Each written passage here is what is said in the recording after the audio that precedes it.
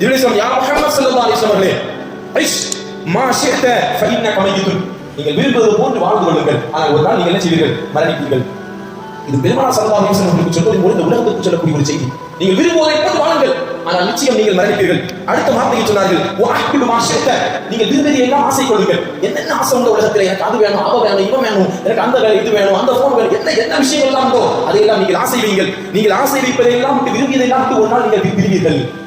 ஆசை வைங்க, என்ன ஆசை இருந்தாலும், எப்பேற்பட்ட லட்சாதிபதியாக இருந்தாலும் அத்துணை பேலன்ஸை விட்டுட்டு என்ன செய்யணும், நாம் என்ன செய்யணும், பிரிஞ்சு போகணும். பெருமானார் ஸல்லல்லாஹு அலைஹி வஸல்லம் சொல்றாங்க, நீங்க எதையும் ஆசை வையுங்கள், ஃபஇன்னக முஃபாரிகு, நீங்கள் அதை விட்டு பிரிவீர்கள். அடுத்து சொன்னாங்க, வஅமல் மா ஷிஅத, நீங்கள் நாடியதை எல்லாம் அமல் செய்யுங்கள், அதற்குண்டான கூலியை நீங்கள் கொடுக்கப்படுவீர்கள். அப்படி சொல்லிட்டு ஒரு விஷயத்தை சொல்லிட்டு கடைசியில் சொன்னாங்க பில் இஸ்லாம், யா ரசூலல்லாஹ், யா முஹம்மத், ஷரஃபுல் முஃமின், முஃமினுக்கு சிறப்பு என்ன தெரியுமா, அல் கியாமுஹு பில்லைல், இரவு நேரத்துல நின்று தொழுவது. எல்லாத்தையும் ஆசை வைங்க, ஆசை வைக்கிறத விட்டு பிரிஞ்சு போகணும்.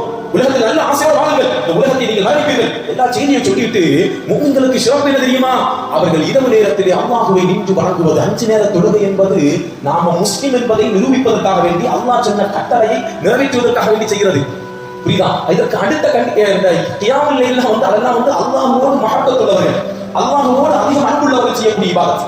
இறைநேசர்கள் நேசர்கள் தான் போற்றப்படுகிறதுக்கு காரணம் என்ன, அவங்க என்ன பெரிய அற்புதங்களை காட்டி தான் இறைநேசர்கள் இல்லை, அவங்க இறைநேசர்கள் ஆனதே இந்த இபாதத் அதிகமான தொழுகை நஃபிலான வணக்கங்களை கொண்டு.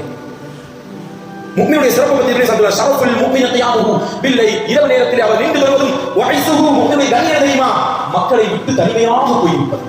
தனிமையை விரும்பி அல்லாஹ்வை தியானித்து திக்ர் செய்வது என்றார்கள் ஜிப்ரீல் அலைஹிஸ்ஸலாம் பெருமானார் ஸல்லல்லாஹு அலைஹி வஸல்லம் அவர்களுக்கு. கண்ணியத்திற்குரிய